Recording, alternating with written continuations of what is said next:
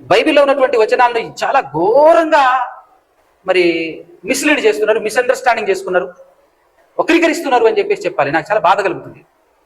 అందుకోసం బాధతోనే ఎక్కువతో మీ దగ్గర ఉన్నటువంటి స్టూడెంట్ని పంపిస్తే ఒకటే ఒక టాపిక్ మాట్లాడి పంపిస్తాను. అదేంటిదని అంటే, పాత నిబంధన గ్రంథంలో యేసుక్రీస్తు ప్రభుల వారు యెహోవాగా గాని యెహోవా దూతగా గాని అస్సలు ప్రత్యక్షం అవ్వలేదు. మీరు ఎక్కడెక్కడైతే యేసుక్రీస్తు ప్రభుల వారు అని యెహోవా దూతగా యెహోవాగా ఉన్నటువంటి ఆ ప్లేసు, ఆ రిఫరెన్స్ని యేసుక్రీస్తే అని చెప్తున్నారో అది కాదు, మీరు 100% తప్పుగా అర్థం చేసుకున్నారు అని నిరూపించి పంపిస్తానన్నా, నిరూపించి పంపిస్తా. మీరు వచ్చిన చాలా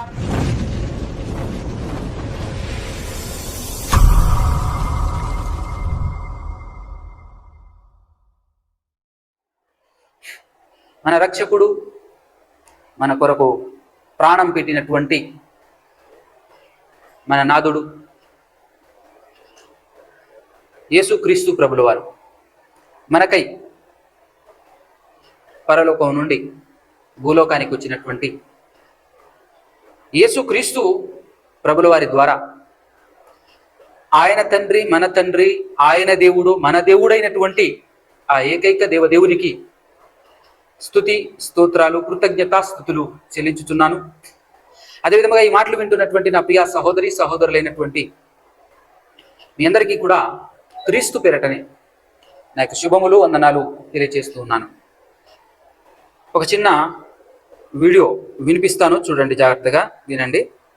అదే సెప్టెంబర్ మాసంలో కర్నూల్లో ఒక 3 రోజుల సభలున్నాయి. క్రీస్తు నిత్య దైవత్వ మహాసభలు. యేసుక్రీస్తు ప్రభు యొక్క నిత్యత్వముపై, యేసుక్రీస్తు ప్రభు యొక్క దైవత్వముపై సభలు జరగబోతున్నాయి. యేసు ప్రభు దేవుడు కాదనే వాళ్లకు ప్రత్యేకమైన ఆహ్వానం చెప్పండి. ఎదురుగున్నప్పుడు వచ్చి మాట్లాడితే భలే ఉంటుంది, ఎక్కడో ఉండి మాట్లాడటం కంటే. కర్నూలులో 3 రోజులు. విషయం ఏంటంటే, ఈ టాపిక్ పైన మనం సదా సిద్ధం అని చెప్పాం. ఇన్ఫర్మేషన్ ఇచ్చొచ్చినా పర్లేదు, మాకు ఇవ్వకుండా వచ్చినా పర్లేదు. అంటే మీరు చెప్పే రావాల్సిన అవసరం లేదు, ఏదో మేము సబ్జెక్ట్ పైన ప్రిపేర్ అయ్యి మీతో మాట్లాడడానికి. యేసు ప్రభు దేవుడు కాదనే వాళ్ళు ఎవరైనా సరే మీరు మాకు చెప్పకుండా డైరెక్ట్గా వచ్చి కూర్చున్నా పర్లేదు. ఆన్ ద స్పాట్ సబ్జెక్ట్ పైన మాట్లాడడానికి నాకు తెలిసి బైబుల్ అకాడమీ విద్యార్థులు ఇక్కడ ఉన్నారు, వాళ్ళందరూ రెడీగా ఉన్నారు. అంటే ఆ అంశంలో మనం ఎంత రోషం కలిగి ఉన్నామని చెప్పడానికే ఈ పదజాలం. అంతే. ఓకే, విన్నారు కదండి. ఈ వీడియో చాలామంది ఎవరెవరో నాకు పంపిస్తున్నారు వాట్సాప్. వినండి, చూడండి అనే విధంగా చాలామంది పంపిస్తున్నటువంటి వాళ్ళు కానివ్వండి, ఈ వీడియో వింటున్నటువంటి వాళ్ళు కానివ్వండి, ప్రతి ఒక్కరూ మీరు గమనించాల్సినటువంటి విషయం ఏమిటంటే, ఈ వీడియో నా కోసం చేయలేదు, మీకోసమే చేసాడు ఆయన. మాట్లాడినటువంటి అన్నగారు ఈ వీడియోను నా కోసం చేయలేదు, మీకోసమే చేశారు. 100% నిజం ఇది. ఇదేంటి అని అనుకుంటున్నారా? మీకోసమే అనే మాట నేను ఎందుకు చెప్తున్నాను అని అంటే, మా దగ్గర సత్యం ఉంది అనేటటువంటి విషయం వాళ్ళు చెప్పుకోవటానికి వచనాలు లేవు. అంటే వాళ్ళ దగ్గర సత్యం లేదు. మనం వచనం టు వచనం మనం చూపిస్తున్నాం, వచనం టు వచనం మనం చూపిస్తున్నాం, కానీ వాళ్ళు వచనాలు చూపించలేకపోతున్నారు. అయితే మనం మాట్లాడుతున్నటువంటి వీడియోలు వినేసి ఎవరైనా మా దగ్గరికి వచ్చేస్తారేమో అనేటువంటి భయంతో అలాంటి వాళ్లకు మరి కొంచెం ఊరట కలిగించే విధంగా వచనాలు చూపించకపోయినప్పటికీ మా దగ్గర సత్యం ఉంది అని చెప్పే ప్రయత్నం ఎలా చేయాలి? కొంచెం అలా ఉదరగొడుతూ, పబ్లిక్గా పిలుస్తున్నాం మేము, ఎవరు రావట్లేరు, మా దగ్గర ఎంత సత్యం ఉంది, సత్యం మా దగ్గరనే ఉంది, ఇదిగో పబ్లిక్గా అనౌన్స్మెంట్ చేస్తున్నాం, ఎవరైనా వస్తున్నారా అని మీకు చూపించుకోవటానికి మీరేమనుకుంటారు? పాపం ఎర్రి గొర్రెలు కదా, పెద్దగా ఆలోచించారు, బైబిల్ చదవరు కదా. కాబట్టి అమ్మా అన్నగారు ఇంత డైరెక్ట్గా పబ్లిక్గా సవాలు విసురుతున్నాడు, లేదంటే ఆహ్వానం పలుకుతున్నారు, డైరెక్ట్ మీటింగ్కే చెప్పు వచ్చినా పర్లేదు, చెప్పకుండా వచ్చినా పర్లేదు అని చెప్పేసి మాట్లాడుతుంటే ఎవరు రావట్లేరు అని అంటే వాళ్ళ దగ్గర సబ్జెక్ట్ లేదు, వీళ్ళ దగ్గరే సత్యం ఉంది, వాళ్ళ దగ్గర సత్యం లేదు అనేటటువంటి విధంగా మీరు అనుకొని వాళ్ళ దగ్గరికి వెళ్తారేమోనని. ఎందుకంటే చాలా మంది మనం మాట్లాడినటువంటి సబ్జెక్టులు విని చాలా మంది వాళ్ళ మనోనేత్రాలు వెలిగింపబడి సత్యాన్ని గ్రహించి అనేకులు వస్తున్నారు.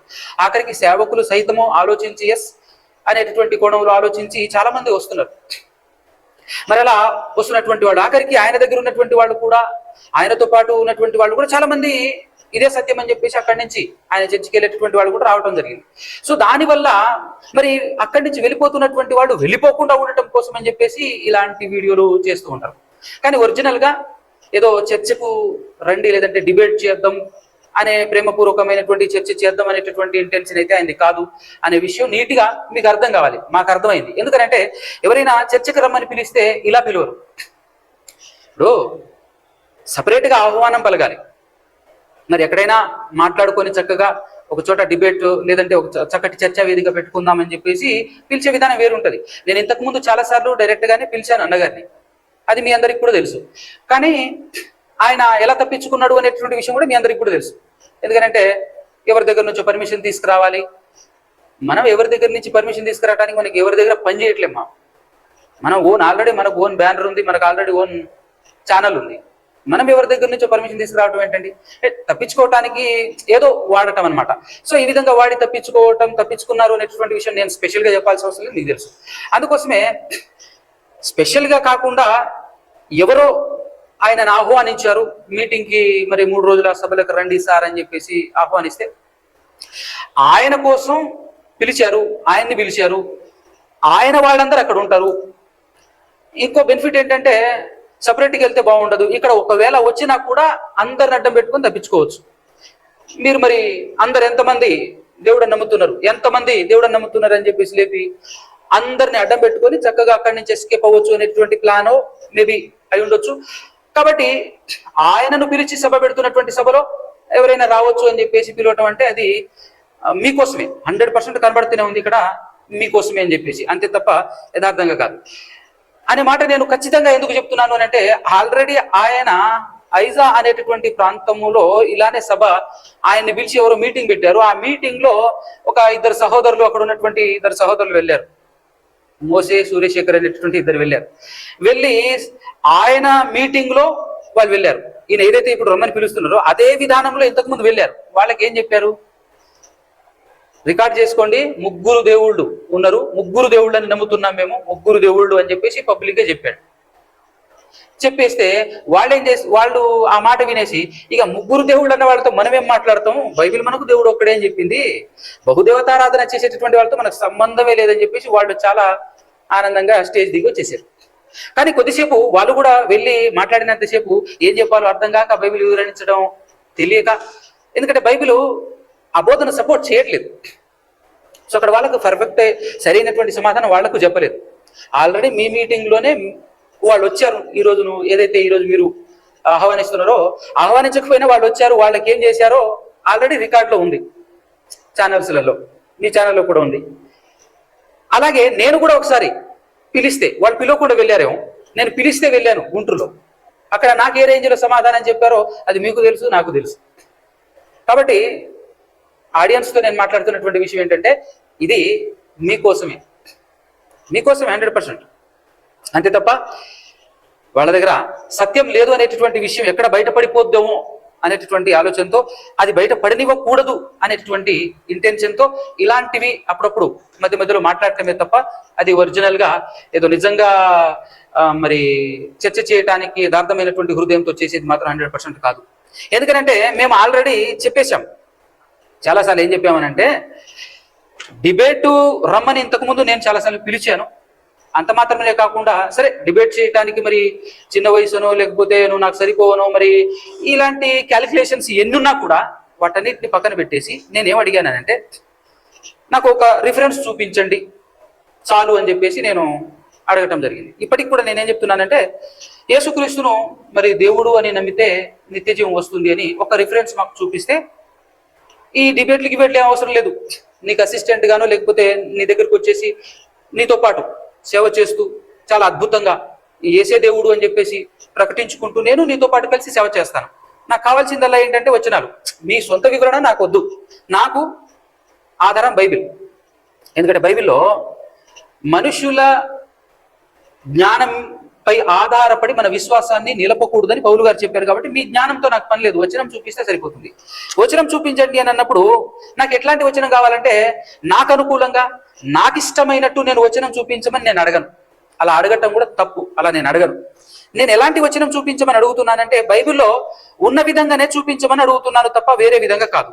ఇప్పుడు బైబిల్లో యోహాను గారు రాసినటువంటి సువార్తలో చివరి 20వ అధ్యాయం, యోహాను సువార్త 20వ అధ్యాయం 30-31 వచనంలో ఏముంటుందంటే, మరియు అనేకమైన ఇతర సూచక క్రియలను యేసు తన శిష్యుల ఎదుట చేసెను, అవి ఈ గ్రంథమందు రాయబడి ఉండలేదు గాని యేసు దేవుని కుమారుడైన క్రీస్తు అని మీరు నమ్మునట్లు, అంటే అలా నమ్మాలని, నమ్మి ఆయన నామమందు జీవం పొందునట్లు ఇవి వ్రాయబడెను అని అపోస్తలులు మనకిచ్చినటువంటి సాక్ష్యం. నేనేమడుగుతున్నానంటే, యేసును దేవుని కుమారుడైన క్రీస్తు అని నమ్మితే మనకు నిత్య జీవం వస్తుంది అని బైబిల్ చెప్పింది. కాబట్టి ఇదే విధంగా యేసును దేవుడు అని కూడా నమ్మితే నిత్య జీవం వస్తుంది అని మీరు చూపించగలిగితే ఇదంతా అవసరం లేదు. నేను యథార్థమైనటువంటి హృదయంతోనే మాట్లాడుతున్నాను. నేను సరెండర్ అయిపోతా. ఎస్, యేసుక్రీస్తు ప్రభులు వారు కూడా దేవుడు అని చెప్పేసి ప్రకటించడంలో ఏమాత్రం నేను ఆలోచించను, సిగ్గుపడను, బాధపడను. ఈరోజు యేసుక్రీస్తు ప్రభులు వారు దేవునికి కుమారుడు, ఆయన ఇంకొక దేవుడు కాదు, దేవుడు ఒక్కడే, తండ్రి అయిన దేవుడు ఒక్కడే దేవుడు అనే విధంగా బలంగా, ఎవరికి బెదరకుండా, భయపడకుండా ఈరోజు నేను ఎందుకు మాట్లాడుతున్నానంటే, బైబిల్ నేను చదువుతున్నప్పుడు నాకు అర్థమవుతుంది, పదే పదే చదువుతున్నప్పుడు నాకు అర్థమవుతున్న వాస్తవం అది. కాబట్టి ఏదో కావాలని మాట్లాడింది కాదు, మాట్లాడుతున్నది కాదు. ఎప్పుడు చచ్చిపోతామో మనకు తెలియదు. చచ్చిపోయిన తర్వాత నిత్యజీవం కావాలనేది ఆరాటం అన్నది. అంతే తప్ప ఏదో జనాలే కావాలని అనుకుంటే నేను యేసుక్రీస్తే దేవుడు అనేటువంటి కోణంలో సాగిపోతే బీభత్సంగా మీతో పాటు అద్భుతంగా ఉంటుంది. ఫాలోవర్స్ కానీ జనాలు కానీ చాలా ఉంటారు. కానీ ఈరోజు చాలా తక్కువ మంది ఉండటానికి గల కారణం ఏంటి? ఆలోచించేవాడు, జ్ఞానవంతులు, బైబిల్ తమంతర తాము ఓన్గా చదివేటటువంటి వాళ్ళు ఖచ్చితంగా బయటకు వస్తున్నారు. ఇది వాస్తవం అంగీకరించి ముందుకు వస్తున్నారు. అయితే నేను అడుగుతున్నటువంటిది ఇదే, ఇలా లేదా అపోస్తుల కార్యంలో 8వ అధ్యాయంలో 35 నుంచి 37 వరకు మనందరికీ తెలిసినటువంటి సందర్భమే. ఇక్కడ నపుంసకునికి ఫిలిప్పు గారు బాప్తిస్మం ఇస్తారు. బాప్తిస్మం ఇచ్చే ముందు సువార్త చెప్తారు. ఆ సువార్త చెప్పినప్పుడు అంగీకరించి, ఎస్ నేను బాప్తిస్మం తీసుకోవడానికి సిద్ధపడుతున్నాను అని అన్నప్పుడు, మరి నేను చెప్పిన విధంగా నువ్వు నమ్ముతున్నావా? నమ్మితే బాప్తిస్మం తీసుకోవచ్చు. ఆయనే అడుగుతాడు, నేను బాప్తిస్మం తీసుకోవడానికి రెడీ, అయితే ఆటంకాలు ఏమైనా ఉన్నాయా అని ఒక నపుంసకుడు, అంటే ఆర్థిక శాఖ మంత్రి, ఉన్నతాధికారి, ఆయన అడిగినప్పుడు, నేను చెప్పిన ప్రకారంగా నువ్వు నమ్మితే బాప్తిస్మం తీసుకోవచ్చు, లేదంటే తీసుకోకూడదు, నేను ఇవ్వను కూడా అనేటటువంటి విధానంలో మాట్లాడతాడు. చూడండి ఒకసారి 36, వారు త్రోవలో వెలుచుండగా నీళ్లున్న ఒక చోటికి వచ్చినప్పుడు నపుంసకుడు, ఇదిగో నీళ్లు, నాకు బాప్తిస్మం ఇచ్చుటకు ఆటంకమేమని అడిగి రథము నిలుపమని ఆజ్ఞాపించను. ఫిలిప్పు మాట్లాడుతున్నది, ఫిలిప్పు గారు 37వ వచనం 8వ అధ్యాయం అపోస్తల కార్యము, నీవు పూర్ణ హృదయముతో, అంటే 100% పూర్ణ హృదయం, సగమిది కాదు, విశ్వాసం ఒక్కటే, పూర్ణ హృదయంతో విశ్వసించిన ఎడల పొందవచ్చు, లేకపోతే పొందకూడదు అనేక దాని పూర్ణ హృదయంతో విశ్వసించిన ఎడల పొందవచ్చు అని చెప్పేసి ఫిలిప్పు గారు, ఆత్మపూర్ణుడైనటువంటి ఫిలిప్పు గారు ఆయనకు సమాధానం ఇచ్చారు. దానికి వినటువంటి నపుంసకుడు ఇచ్చినటువంటి సమాధానం ఏంటో చూడండి ఒకసారి. అతడు, అంటే ఆర్థిక శాఖ మంత్రి లేదా నపుంసకుడు, అతడు యేసుక్రీస్తు దేవుని కుమారుడని విశ్వసించుచున్నానని ఉత్తరమిచ్చాడు. యేసుక్రీస్తు దేవుని కుమారుడు అని విశ్వసించుచున్నానని ఉత్తరమిచ్చాడు. ఉత్తరమిచ్చిన వెంటనే ఫిలిప్పు నపుంసకుడు ఇద్దరును నీళ్ళలోనికి దిగిరి, అంతటా ఫిలిప్పు అతనికి బాప్తిస్మం ఇచ్చెను. ఇదిగో ఇక్కడ మనకు ప్రామాణికం. ఈరోజు మనం బాప్తిస్మం తీసుకుంటున్నాం. బాప్తిస్మం అంటే దేవుని రాజ్యంలో జాయిన్ అవ్వటం, దేవుని రాజ్యంలో ప్రవేశించటం. బాప్తిస్మం తీసుకుంటేనే పాప క్షమాపణ, బాప్తిస్మం తీసుకుంటేనే మనకు పరలోకంలో చోటు. కాబట్టి అండి, ఈరోజు బాప్తిస్మం ఎలా తీసుకోవాలి అని అంటే, మనకు బైబిల్లో ఎవరైనా బాప్తిస్మం ఇచ్చారా, ఏ విధంగా ఇచ్చారు, ప్రాసెస్ చూస్తాం. ఏ నామములో ఇచ్చారు అనేది చూస్తాం. ఆ తర్వాత ఏ విశ్వాసంతో ఉంటే బాప్తిస్మం తీసుకోవచ్చు అనేది చూస్తాం. అలా ఏ విశ్వాసం కలిగి బాప్తిస్మం తీసుకోవాలి అని అన్నప్పుడు, ఆత్మపూర్ణుడైనటువంటి, ఆత్మచేత నడిపింపబడుతున్నటువంటి ఫిలిప్పు గారు, యేసు దేవుని కుమారుడైన క్రీస్తు అని నమ్మితేనే నేను బాప్తిస్మం ఇస్తా అని మాట్లాడుతున్నాడు ఇక్కడ. ఆ విధంగా ఎవరైతే యేసును దేవుని కుమారుడు అని పూర్ణ హృదయంతో నమ్ముతారో వాడు మాత్రమే బాప్తిస్మం తీసుకోవడానికి అర్హులు. ఆ బాప్తిస్మమే దేవుడు అంగీకరిస్తాడు, ఎందుకంటే బైబిల్లో ఆయన ఆ విధంగా రాయించాడు కాబట్టి. సో ఇదే విధంగా యేసును దేవుడు అని నమ్మి బాప్తిస్మం తీసుకున్నట్టు ఎక్కడైనా ఉందా? అది ఈ విధంగా మీరు దీనికి ఆపోజిట్ చూపించాలి. లేనిది నాకు ఇష్టమైనట్టుగా, నాకు తోచినట్టుగా వచనం చూపించమని చెప్పేసి నేను అడగట్ల. బైబిల్లో ఏదైతే రాయబడిందో దానికి ఆపోజిట్ గా యేసుక్రీస్తుని దేవుడు అని భాషను తీసుకున్నట్టుగా కూడా ఉంది చూడు అని చెప్పేసి ఏదైనా ఒక రిఫరెన్స్ చూపించారనుకో, ఎస్ ఐ సరెండర్, నేను వస్తా ఖచ్చితంగా. సో ఈ మాటను విని చాలా మంది సేవకులు, చాలా మంది అర్థం చేసుకున్నటువంటి వాళ్ళు వచ్చేసి బాప్తిజం తీసుకున్నారు.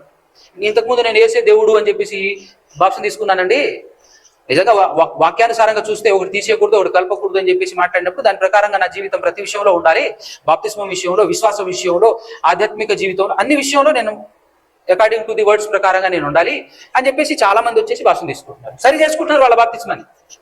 ఎలాగైతే పౌలు గారు మరలా బాప్తిస్మం ఇచ్చారో, మీ బాప్తిస్మం ఇంతకుముందు తీసుకున్నటువంటి బాప్తిస్మం కరెక్ట్ కాదు, వాక్యానుసారమైంది కాదు కాబట్టి ఎలాగైతే వాళ్ళు భాష ఇచ్చారో, పౌలు గారు బాప్తిస్మం ఇచ్చారో అపోస్తలుల కార్యం 19వ అధ్యాయంలో, ఆ రీతిలో చాలా మంది వచ్చేసి భాష తీసుకున్నారు.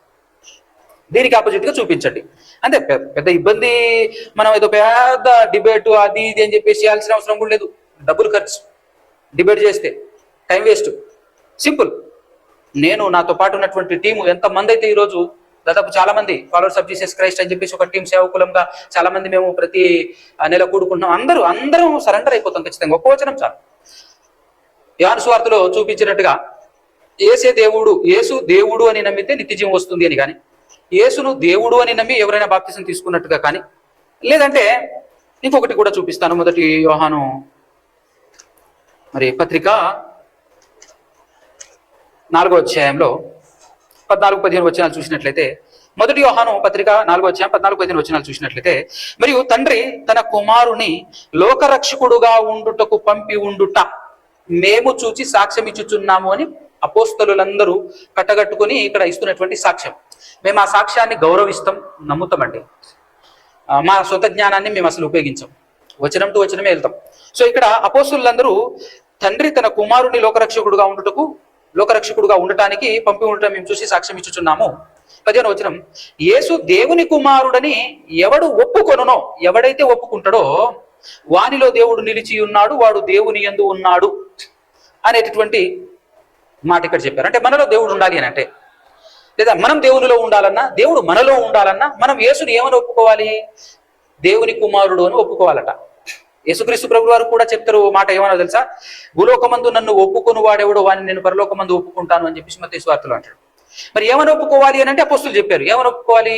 యేసును దేవుని కుమారుడు అని ఒప్పుకోవాలి అని చెప్పేసి అపోస్తులు చెప్పారు. మరి ఈ లెక్కల ప్రకారంగా చూస్తే ఖచ్చితంగా మనం యేసును దేవుని కుమారుడు అని నమ్మితేనే ఈ లోకంలో, ఒప్పుకుంటేనే ఈ లోకంలో మనలో దేవుడు ఉంటాడు, మనము దేవుల్లో ఉంటాం. లేకపోతే ఇక్కడ దేవుల్లో ఉంటాం, దేవుడు మనలో ఉండడు.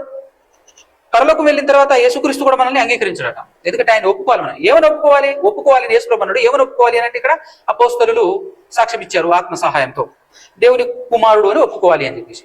సో దీనికి వ్యతిరేకంగా, లేదా దీనికి ఆపోజిట్ గా మీరు యేసును దేవుడు అని ఎవడైతే ఒప్పుకుంటాడో వానిలోనే దేవుడు ఉంటాడు, వాడు దేవునిలో ఉంటాడు అనేటటువంటి విధంగా చూపించండి.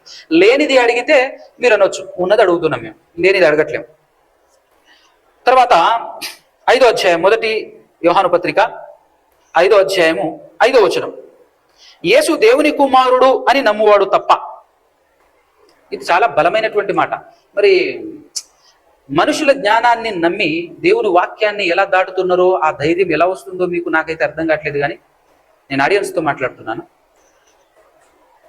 భయం వేస్తుంది. ఎందుకంటే ఇక్కడ ఉన్నటువంటి మాట, యేసు దేవుని కుమారుడని నమ్మువాడు తప్ప, అంటే దేవుని కుమారుడని ఎవడైతే నమ్ముతాడో అలాంటి వాడు తప్ప ఈ లోకమును జయించువాడు మరి ఎవడు అని క్వశ్చన్ వేసింది బైబిల్. అపోస్తలులు ప్రశ్నిస్తున్నారు. అపోస్తలులు ప్రశ్నించారు అని అంటే వారి ద్వారా పరిశుద్ధాత్మ మనల్ని ప్రశ్నిస్తున్నాడు. పరిశుద్ధాత్ముడు ప్రశ్నిస్తున్నాడు అని అంటే పరిశుద్ధాత్ముడు క్రీస్తులోనివే తీసుకొని చెబుతాడని చెప్పేసి యోహాను సువార్త 16వ అధ్యాయంలో యేసుక్రీస్తు చెప్పారు. అంటే యేసుక్రీస్తు కూడా చెబుతున్నట్టు, ఎవరైతే నన్ను దేవుని కుమారుడు అని నమ్ముకుంటాడో వాడు మాత్రం ఈ లోకాన్ని జయిస్తాడని యేసుక్రీస్తు చెప్పాడనంటే దేవుడు చెప్పినట్టే. ఎందుకంటే యేసుక్రీస్తు వారు నా అంతటి నేను ఏమీ మాట్లాడట్లేదు, సమస్తం నేనేం మాట్లాడాలో ఏం అనవలేనో సమస్తం నా తండ్రి నాకు నేర్పించాడు అని చెప్పేసి యేసుక్రీస్తు వారు చెప్పారు మనకు. సో దాని ప్రకారంగా చూస్తే పరిశుద్ధాత్మను నమ్మట్లేదు, క్రీస్తును నమ్మట్లేదు, దేవుణ్ణి కూడా మీరు నమ్మట్లేదు. వాళ్ళందరినీ దాటేంత జ్ఞానం ఈరోజు మీ దగ్గరకు వచ్చేసింది. మరి మీరు మనుషుల్ని ఏ విధంగా నమ్ముతున్నారో వచనాన్ని దాటుకొని అది మీరు జవాబు చెప్తారు. సో దీని ప్రకారంగా నేనేం అడుగుతున్నానంటే, యేసును దేవుడుగా నమ్మితే, దేవునిగా నమ్మేవాడు తప్ప ఇక దీన్ని తప్ప అని అంటే ఇంక ఇంకొక ఆప్షన్ ఉండదండి. తప్ప అంటే ఎలాగంటే, నా ద్వారా తప్ప ఎవరును తండ్రి యొద్దకు పోలేరు అని యేసుప్రభు చెప్తాడు 14వ అధ్యాయం యోహాను సువార్త. ఆ మాటకు అర్థం ఏంటంటే యేసుక్రీస్తు ప్రభు వారు తప్ప ఇంకొక ఆప్షన్ లేదు దేవుని దగ్గరికి చేరాలంటే. దేవుని ఎద్దుకు వెళ్ళాలంటే యేసుక్రీస్తే మార్గం, మరో ఆప్షనే లేదు. ఆప్షన్ తీసుకోవటానికి కూడా అవకాశం లేదు, ఊహించడానికి కూడా అవకాశం లేదు. అదే విధంగా ఇక్కడ కూడా యేసును దేవుని కుమారుడు అని తప్ప ఇంకొక విధంగా నువ్వు నమ్మితే నువ్వు పోలేవు. అందుకోసమే బైబిల్ యేసుక్రీస్తు గురించి ప్రవక్త అని చెప్పబడినప్పటికీ కూడా బయట ఇస్లాం సహోదరులు ప్రవక్త అని నమ్ముతారు. అంత మాత్రాన్ని వాళ్ళు పోతారా పరలోకానికి? మీరు దానికి జవాబు. మరి బైబిల్లో ఉంది ప్రవక్త అని అంటే నమ్మకూడదా అని అంటే, వాటి గురించి నేను చాలాసార్లు చెప్పాను మీకు. విశ్వాసం ఒకటే, యేసుక్రీస్తు అసలు శిష్యులైనటువంటి ఐడెంటిటీ ఏదైతే ఉందో దాన్ని మనం నమ్మాలి. మిగతాది ఆయనకి ఇవ్వబడినటువంటి త్యాగం, ఆయన చేస్తున్నటువంటి పనులను బట్టి ఇచ్చేటటువంటి ఐడెంటిటీ అనేటటువంటి విషయం చాలా క్లుప్తంగా నేను ఇంతకుముందు వివరించాను. మీరు నా ఛానల్ త్రూ వెళ్తే చాలా విషయాలు మీకు అర్థమవుతాయి. సో ఈ విధంగా డిబేట్ చేయొద్దు, ఎటువంటి చర్చా వేదిక వద్దు అని అనుకుంటే ఈజీ వే ఏంటి అని అంటే ఇది చూపించకుండా, డిబేట్ కూడా చేయకుండా తప్పించుకునే ప్రయత్నం ఎలా చేస్తారంటే, ఇప్పుడు లేనిది అంటే ఇప్పుడు వాళ్ళు మరలా రివర్సు ఏమని అడుగుతారంటే, యేసుక్రీస్తు ప్రభులు వారు దేవుడు కాదు అనే మాట బైబిల్లో చూపించండి అని అడుగుతారు. నేను చెప్తున్నానండి, ఈ మాట అడిగారంటే ఇక మీరు తప్పించుకుంటున్నట్టే, ఇక స్పెషల్గా చెప్పాల్సిన అవసరం లేదు. ఎందుకంటే నేను నాకు నచ్చినట్టుగా నాకు బైబిల్లో చూపించు అని నేను అడిగితే అప్పుడు మీరు ఈ క్వశ్చన్ అడగొచ్చు, ఓకే నేను ఒప్పుకుంటాను. కానీ నేనేమడుగుతున్నానంటే, బైబిల్లో సర్వం ఎరిగిన దేవుడు తన ఆత్మ చేత ఏమని రాయించాడు అని అంటే ఆయనకు అన్ని తెలుసు. మీరేమంటారు? యోహాను సువార్త 1:1 కదా అని చూపిస్తారు.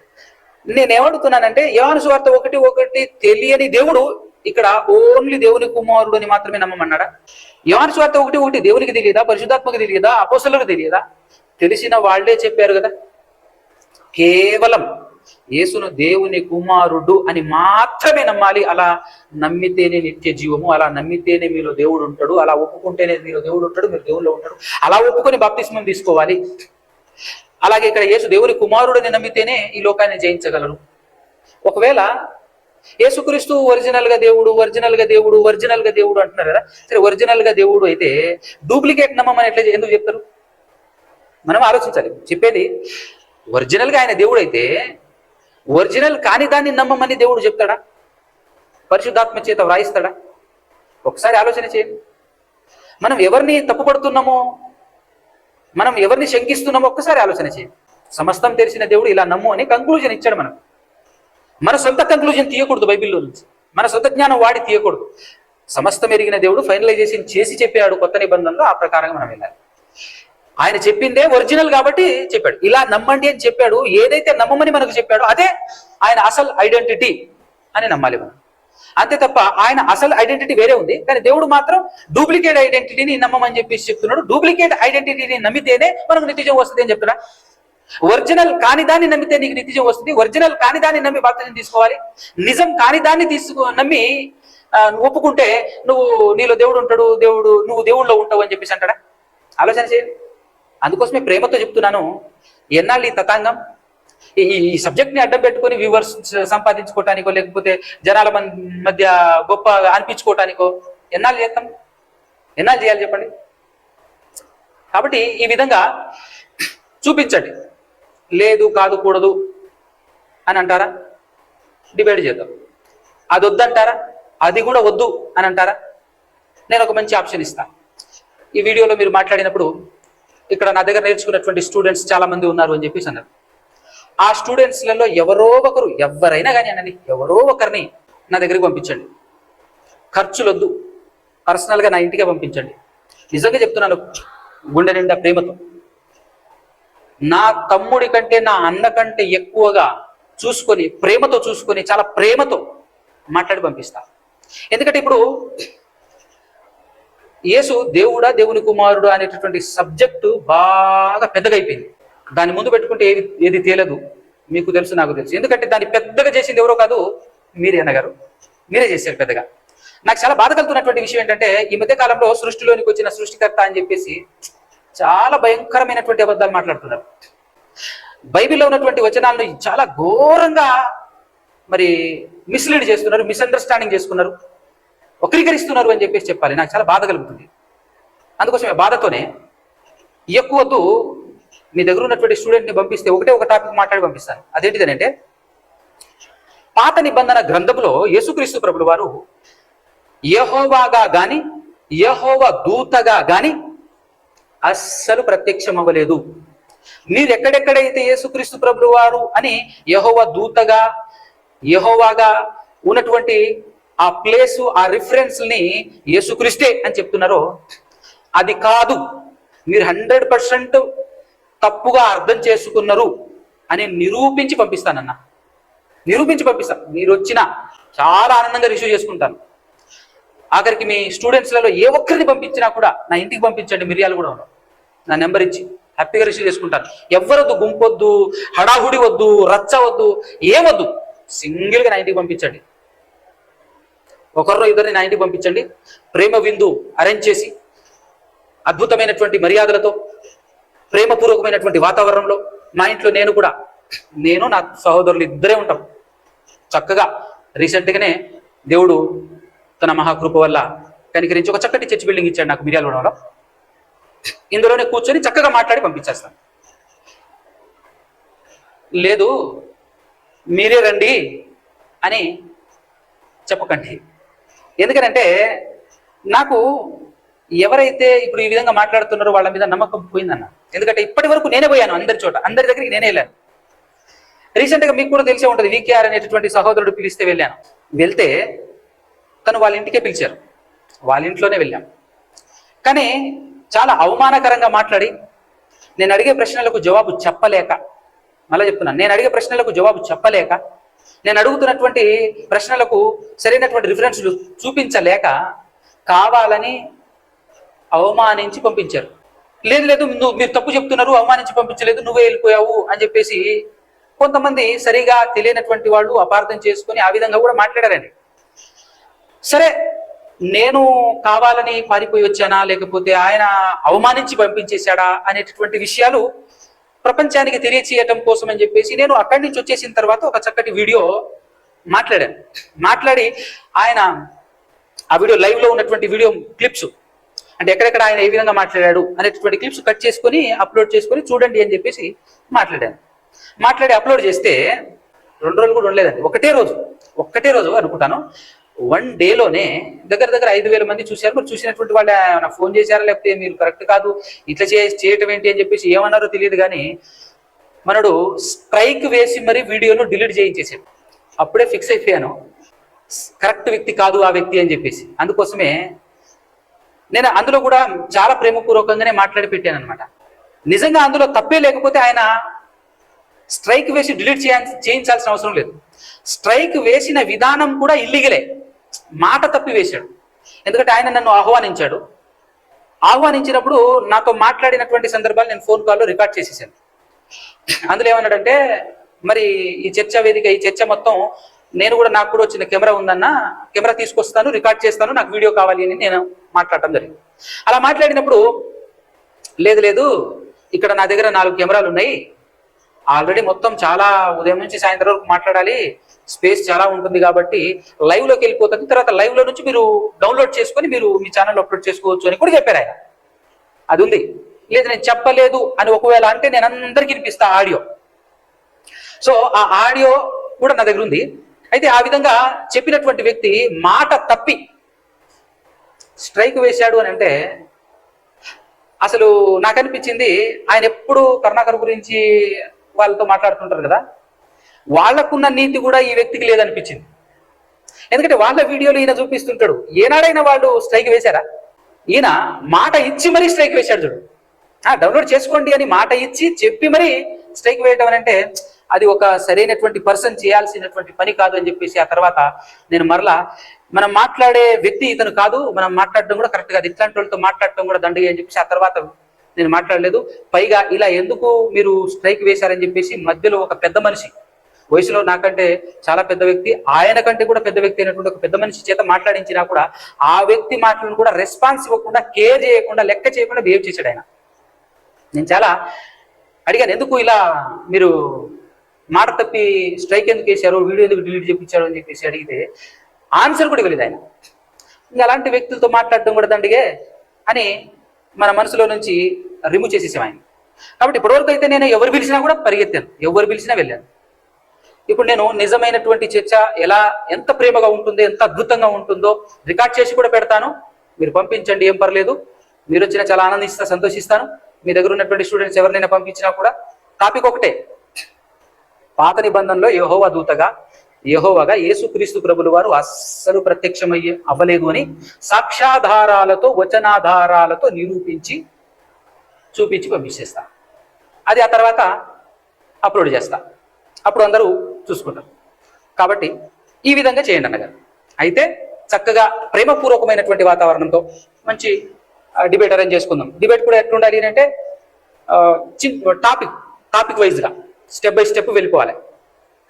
లేదంటే నేను చెప్పినట్టుగా ఒక సహోదరుని పంపించండి, ఎవరో ఒకరిని పంపించండి, చిన్నపిల్లని పంపించినా పెద్ద పిల్లని పంపించినా ఎవరు పంపించినా కూడా హ్యాపీగా నేను సంతోషంగా రిసీవ్ చేసుకుంటాను. ఎందుకంటే ఇప్పుడు నాకు కావాల్సిందే అలాంటి వ్యక్తి. ఎవరైనా వస్తే కూర్చుంటే అసలు భయంకరం, అసలు ఎంత బాధ కలుగుతుందంటే నా మనసుకు. పాత నిబంధనలో యేసు అనాది కాలం నుంచి శాశ్వత కాలం ఆయన ప్రత్యక్షమగు చూడెను అని చెప్పేసి మాట ఉంది. ఓకే, ఆ మాట నా ఆధారం చేసుకుని ఏ వచ్చిన పడితే ఆ వచ్చిన చూపిస్తారా? ఎలా ప్రత్యక్షమయ్యాడో కూడా చూపిస్తాం. మళ్ళా ఎలా ప్రత్యక్షమయ్యాడో చూపిస్తే మీరు చూపిస్తుందంతా శుద్ధ రాంగ్. చాలా మంది అది నమ్మి నరకానికి పోతున్నారన్న, నరకం పక్క. సో దాన్ని నేను నిరూపించి మరి చూపించేస్తాను. కాబట్టి దయచేసి ఈ విధంగా చేయండి అంతే తప్ప నెలకొకసారి అప్పుడప్పుడు ఎక్కడ మీటింగ్ పెట్టినా రండి పబ్లిక్గా, ఇక్కడ మీటింగ్ జరుగుతుంది చెప్పకుండా వచ్చినా ఏం పర్లేదు, చెప్పొచ్చినా పర్లేదు, వద్దు. ఇక నుంచి వద్దు. లేదు ఈ వల్ల ఏమీ నాకు వద్దు, అవసరమే లేదు అని అనుకుంటే మీ పని మీరు చేసుకోండి, మా పని మేము చేసుకుంటుంటాం. అన్ని వచనానుసారంగా తప్పు మాట్లాడుతున్నటువంటి వాళ్ళందరినీ రానున్నటువంటి దినాలలో ఎవరైనా మరి దేవుని పనిలో సహకరించాలి, సత్యం నిలబెట్టాలి అనే ఆలోచన కలిగినటువంటి వారు ఎవరైనా సపోర్ట్ చేస్తే చక్కటి ఎల్ఈడి స్క్రీన్ ఉంటే, టచ్ స్క్రీన్ లాంటిది ఆశపడుతున్నాను, దేవుడిస్తే సంతోషం. దాంట్లో ఎవరెవరు ఏం మాట్లాడుతున్నారో నీట్గా చూపించేసేసి ఎవరిని ఇబ్బంది పెట్టకుండా వాళ్ళ మనోనేత్రాలు వెలిగింపబడే విధంగా చెప్పే ప్రతి మాటను వచనానుసారమైనటువంటి వివరణ ఇచ్చుకుంటూ మరి చాలా మంది అగ్నికి ఆహుతి అవుతున్నటువంటి వాళ్ళని అగ్నిలో నుంచి లాగినట్టు కొందరినైనా లాగి రక్షించాలి అనేటటువంటి ఆలోచన ఉంది. ఆ విధంగా చేయాలనుకుంటున్నాను. సపోర్ట్ చేసేటటువంటి వారు ఎవరైనా వింటే సపోర్ట్ చేయండి, లేదా సపోర్ట్ చేయకపోయినా ప్రార్థన అయినా చేయండి. సో మొత్తానికైతే సత్యం ప్రపంచానికి తెలియాలి. దేవుని ఉద్దేశం ప్రపంచ ప్రజలందరికీ, మరి ముఖ్యంగా క్రైస్తవ నా సహోదరులకు తెలియబడాలి. అదే నా ఆశ. దేవుడు ఒకడే, ఆ ఒకే ఒక దేవుడు తన ప్రియ కుమారుని పంపించాడు, అంతే తప్ప దేవుల్లో బహుళత్వం ఉంది. 2-3 దేవుళ్ళు కట్టకట్టి ఒకరిగా ఉన్నారు. చాలా భయంకరమైనటువంటి మాటలు ఇవి. వాటి చాలా బాధ కలుగుతుంది. వాస్తవాన్ని మరి తెలియచేసేటటువంటి బాధ్యత కూడా దేవుడు నా భుజాన పెట్టాడు. వాస్తవం చెప్పాలి, తెలుసుకోవాలి, దానికోసం ఈ ప్రయత్నం. కాబట్టి మీరు అర్థం చేసుకుంటారని నమ్ముచు నా మాటలు ముగిస్తున్నాను. అందరికీ వందనాలు.